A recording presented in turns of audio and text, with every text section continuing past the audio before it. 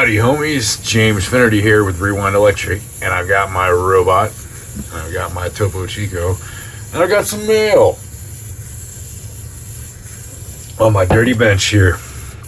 So, let's be unprofessional with my dirty bench because this is where work happens. We do real work, and work makes dirt. And we're going to set the robot down. He's going to moonwalk a little bit up there on my DC power supply. We're going to get into this.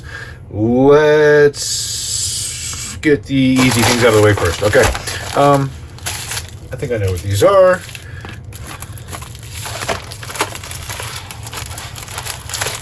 Should be some reference material in here. Unfortunately, I do not mean there's some new PAFs I've acquired. That would be nice, but oh, look at that. I used to live 45 minutes or so from Red Rocks, and Mrs. Rewind and I went to many great shows there, and some bad ones, but we also went to some great ones. This is not one of them, but man, you want to hear a bunch of vintage guitars through a bunch of vintage amps, whether or not you're a fan of his personal playing style, you cannot argue that a Joe Bonamassa show is a great place to hear a lot of really, truly outstanding vintage gear.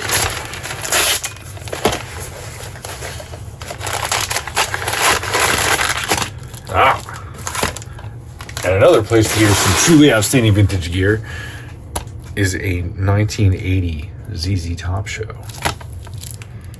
This is in Germany. This is at the Rockpalast. This is a TV show. I'll crack this open now because everyone knows you can't open these without a razor. They used to sell these little tools that were just for opening DVDs and CDs. And they didn't even work well. Razor's the way to do it. All right. So this is just a regular DVD. I think it's 1080p. It's kind of, but you know, it was filmed in 1980. Who knows when it was digitized? The original film was probably actual film, although this was a TV show. So I'm not sure how that works. You know, I don't know if they ever went to film. This will be good quality. Okay. So there's that. I already opened a piece of mail. I got another set of these rocket sockets because I mean, they're plastic and I'm kind of rough on them. I've been chewing them up. So some of them, like my half-inch, are getting worn out already. It hasn't even been a year. But that's okay. I'm rough on them and they're handy, so they do me well. Okay. I also got a fistful, literally a fistful, of these 1 meg audio taper alpha pots. Now, I did that because these have a tolerance, I think, of 30%. And I've already measured a few of them. And indeed, some of them read about 700 to 800K.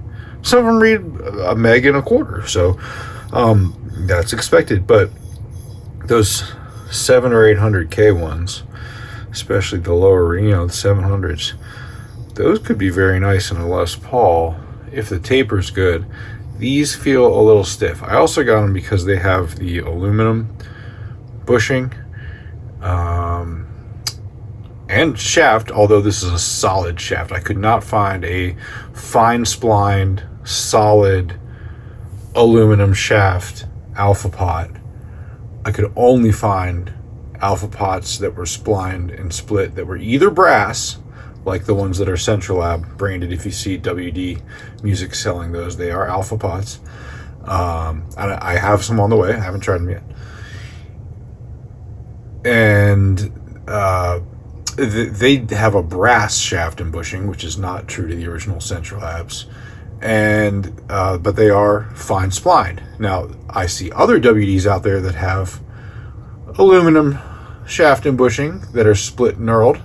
However, they are coarse splined and metric size, so smaller. Those are for import guitars, and they would not work on Gibson knobs. And the bushing is actually a bit thinner too, though it would work. It would just maybe not be as tight of a fit, but that's probably not problem. However, I'm a little disappointed in how stiff these are. Let's real quick give them a blast and see if we can fix that.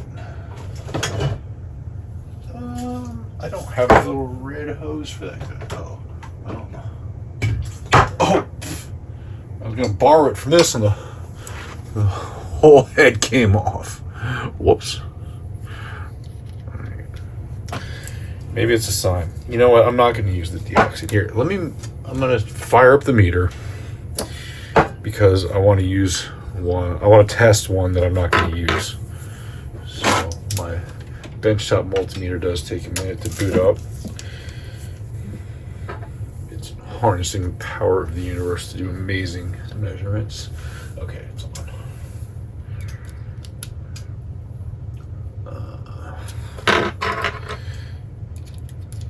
Find one that's really high reading.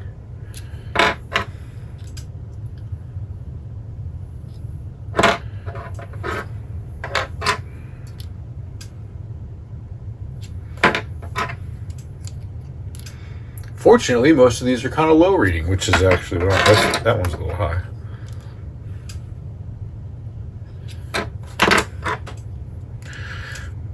Now, I mean, you can use 1 megs in a Les Paul. Oh man, in a Les Paul, I use 1 megs in some tellies, as did Fender.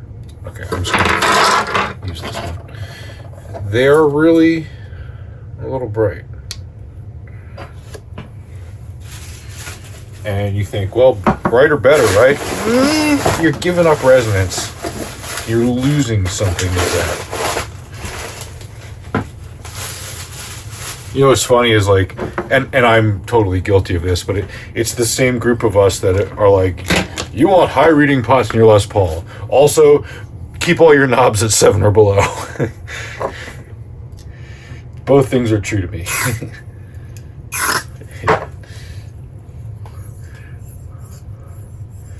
I'm a complicated man.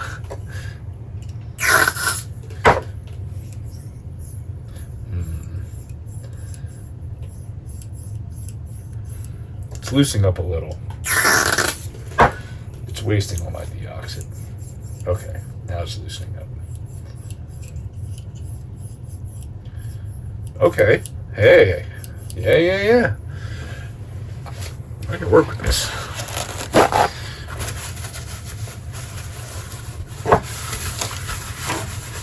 I'm going down this path because, you know,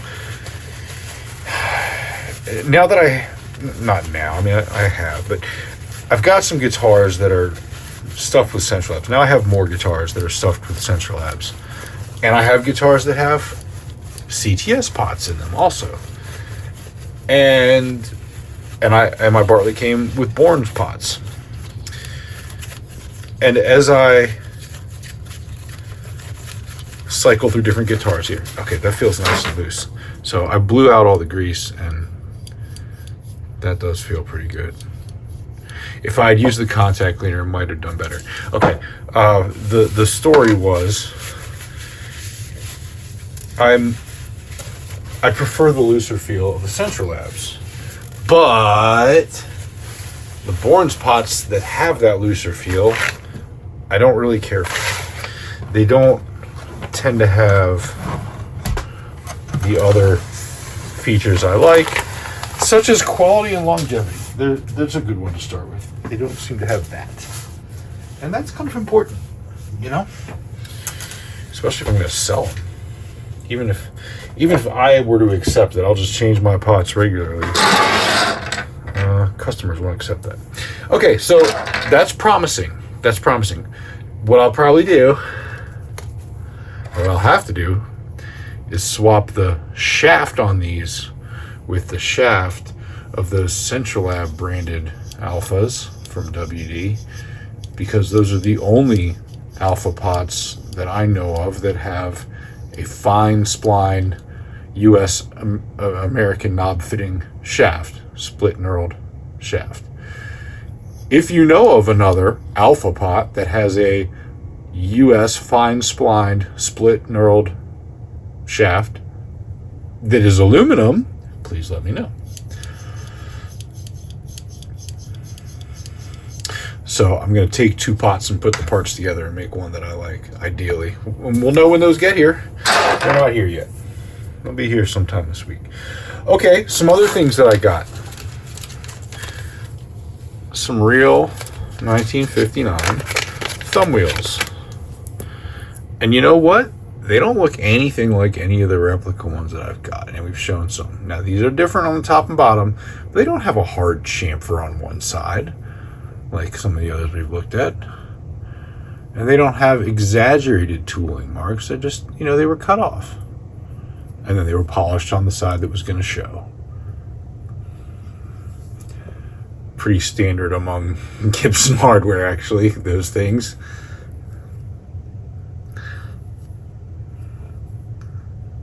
So yeah, that's those. They look a little different from each other. Oh, there we go. Maybe they just match that way. Now I had one upside down. Anyway, those came from a seller that I've worked with before. And I believe he's also the moderator of the Vintage Gibson and Fender Parts on Facebook. Let me give this guy a shout. I don't remember his name offhand. I think he's in Rhode Island. But he's, we talked this morning about something else. Retro guitar parts. Here it is. Here's his info. He has a lot of vintage stuff. And so far he's been knowledgeable, honest, and good to work with for me. So hopefully if you need something that he has, he will too. Now, there's no professional endorsement here. I'm just a customer. I don't have any affiliation. There's no kickback, something like that. Wait till you see the other thing I bought for him today, though. I'm not going to get into that now. We'll save that for another video, but it's even cooler than those thumb wheels. All right.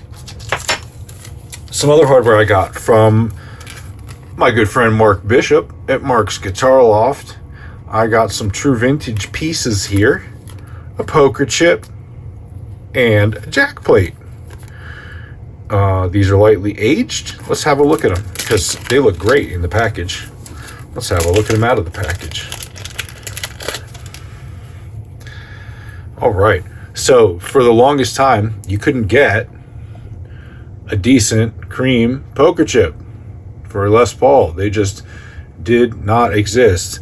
They were either pink or they were printed on rather than embossed in. Let me see if I can get this to show you that this is indeed, there we go, look at that, embossed in with metallic gold.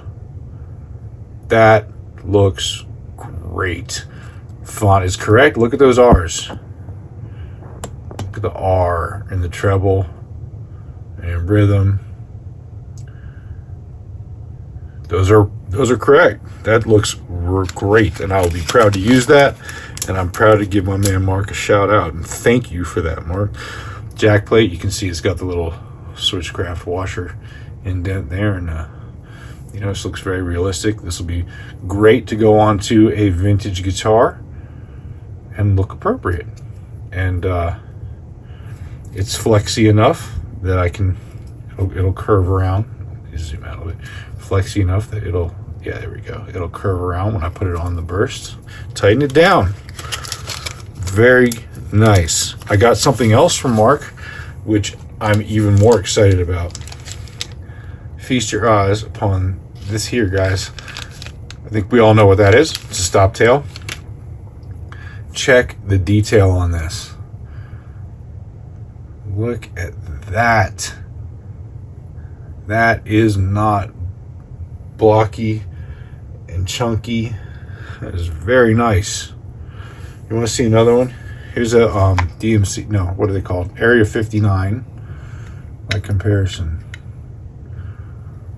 Gotta say, I'm definitely preferring Mark's.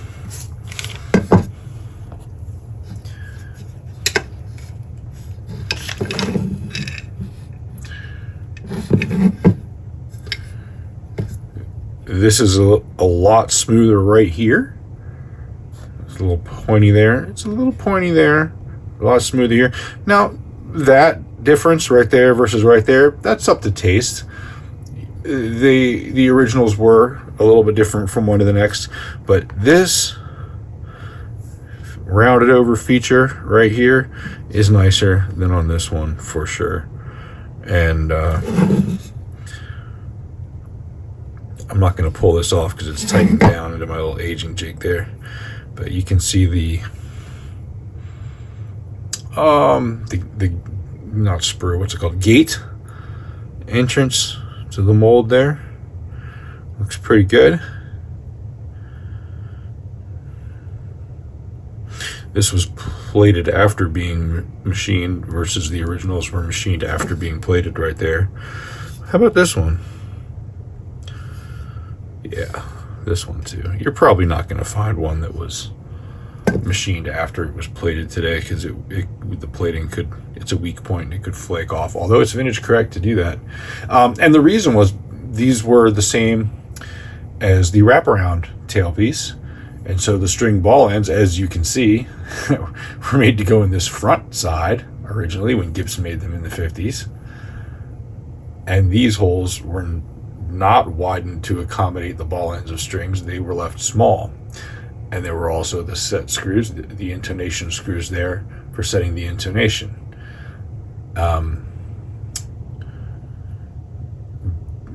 When Gibson changed to the stop tail with the ABR ones, they used the same part, omitted the intonation screws, which are no longer needed, and machined out the rear side of the string holes to accommodate the ball ends, and that's why they were plated before being machined on the originals. Okay, all very interesting, cool stuff if you are a big dork like I am. Let me put these away. Now, there's the piece de resistance. All right, I'm gonna open up, before I open this, I'm gonna pull out the other one, the previous one. Okay.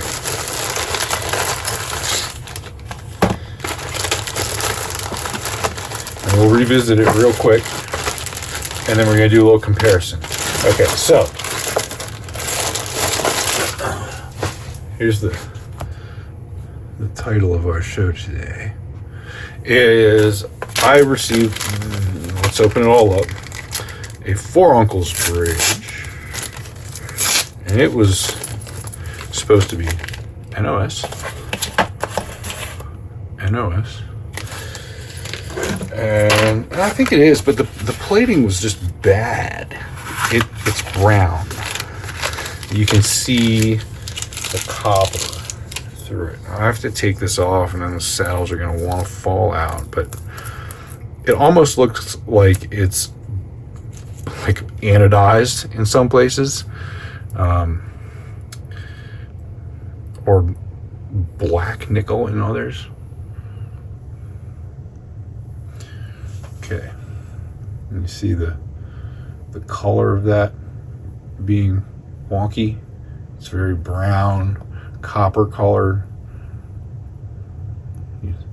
It's not the yellow of nickel, you know. Here's an aged nickel, very different color. And we knew that was going to happen, right?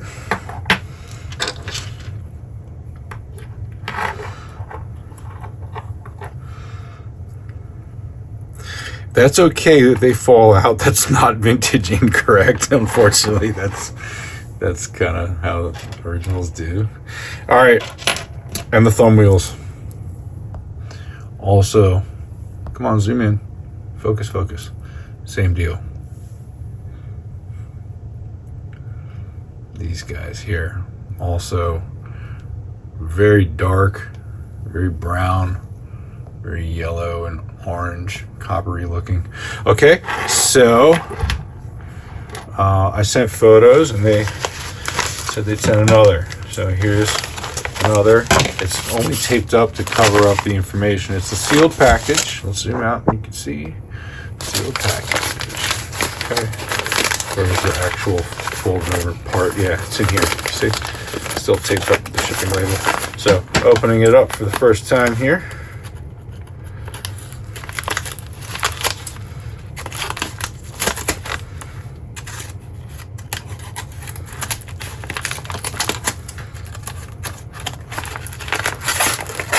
There we go. Okay. New. Now, they did tell me that the thumb wheels and screws would be lightly aged because they were out of new old stock. But hey, look at that. These look great. All right. Let's have a look at these. So, these are the ones I just got. Let's zoom in. And they say these are lightly aged. And these are the new old stock. Well, I think the lightly aged ones look about 1,000,000 times better. They don't look very lightly aged to me. Are they the same? Yeah, they've got the tooling on one side and the shininess on the other. They are the same. Okay. Okay, let's hope the bridge looks this good, because these look great. All right. Here's the moment of redemption or absolute failure.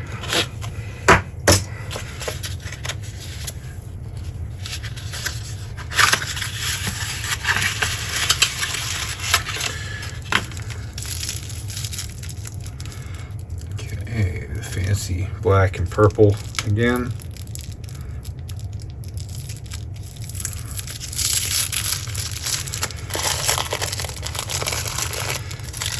Okay, I don't want these to fall out everywhere, so I'm going to try and hold it upright.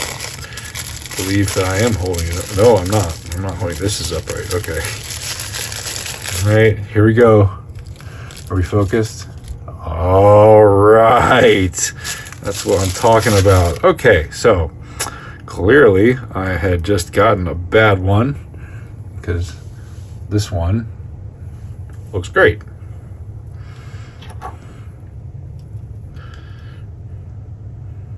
All right. Now have a look at that. Isn't that something? That they're so different. Like they're just dramatically different. Yeah, that was coming. We knew it. Okay. Well, awesome. That makes me feel really, really good. They got this to me quick. It looks proper, like really proper. I'm just trying to hold the saddles in so it doesn't fall over, so they don't fall out. I mean, let me put a piece of tape over the saddles, and then we can play with these a little bit more freely.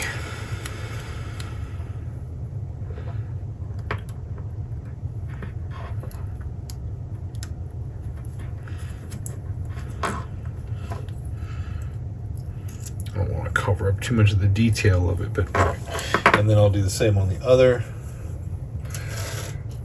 Oh, I gotta say, I am seriously relieved. I was pretty bummed out to see this one. I don't know what happened here. I looked on their Instagram page and their Facebook page and was trying to see, like, did they just send me an aged one? Is this like how they age them? But no, like neither the aged nor the new ones look like this. And I thought it was just a problem of the way they did the plating, and maybe it is. Maybe they changed the way I mean, obviously they changed the way they did the plating, because look how different these are. Okay, so indeed, redemption time for 4 uncles. The bottom looks totally different. Like there's almost like some rainbow coloring around here.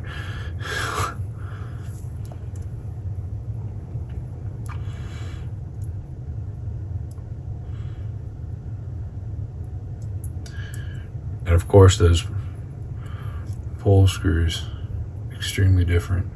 There's some weird like watermark on this one. Okay. Well, kudos, you four uncles. Weird as a name as you have, it is memorable, and you've done well here. Now, yeah, it's more like weird, like splattery kind of watermarks there. This is nice and glossy. This is beautiful. This is a really nice piece. I'm very happy. Very happy. So, mostly I'm happy because we can go ahead and move forward and include that with the others as I test to see what my favorite one is. I've got a vintage 59. I've got a like a real 1959, and I've got the DMC that I just showed you. I've got another DMC, and I'm going to put some different saddles on that one. I have my own. I've got a Gibson Historic. I don't have a Murphy Lab, but the thing with the Murphys, when they are different, some of them are different. They're just this historic, but they grind these radiuses down. They like hit it on a grinder a little bit that way, a little bit that way, a little bit that way, a little bit that way to kind of make it more oval shape rather than the really blocky shape that they otherwise have. So it shouldn't change the sound any. It does look a little bit different. I'm not going to say it looks more correct because you go and start looking at vintage bursts and you're like, oh yeah, did they improve it? It's like, well, no, it's just different. It's not necessarily more accurate to most of them. Maybe it's less accurate to most of them. It is a look I like. It is something new and it's cool. And it's not an inaccurate look, but it does look like it's kind of, you know, they've copied not the majority, but the outliers, and that's cool. I think it's a cool look. What else do I have? I have a pigtail.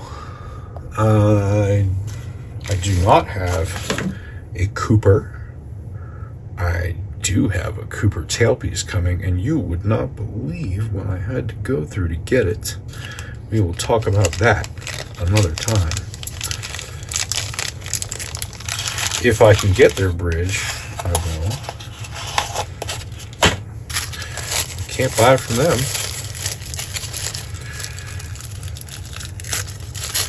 But maybe I'll be able to get it somewhere.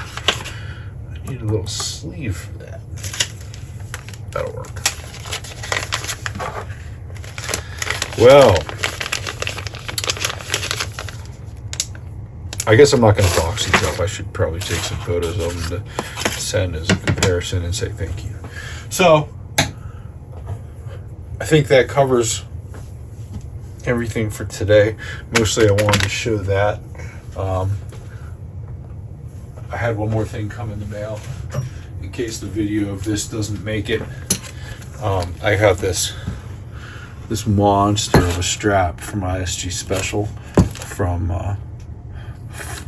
Three Monkeys in LA.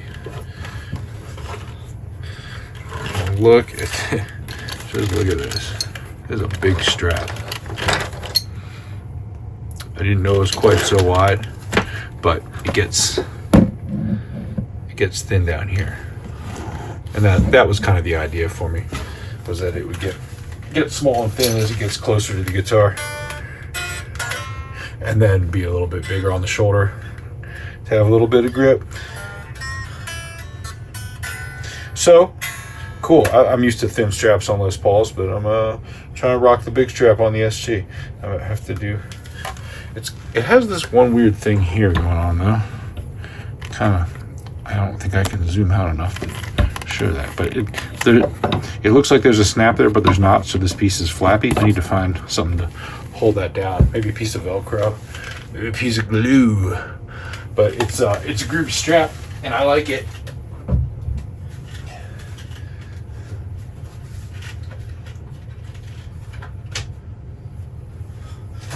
And then I also got all the rest of the fixings to make my Eddie Van Halen 78 replica strap with a dog collar, 2 dog leashes, and a bunch of eyelets. That'll be fun.